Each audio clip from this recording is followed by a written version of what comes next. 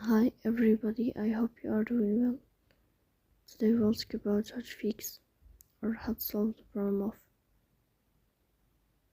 DropBox. You click on settings. Here we click on apps, default apps, app settings.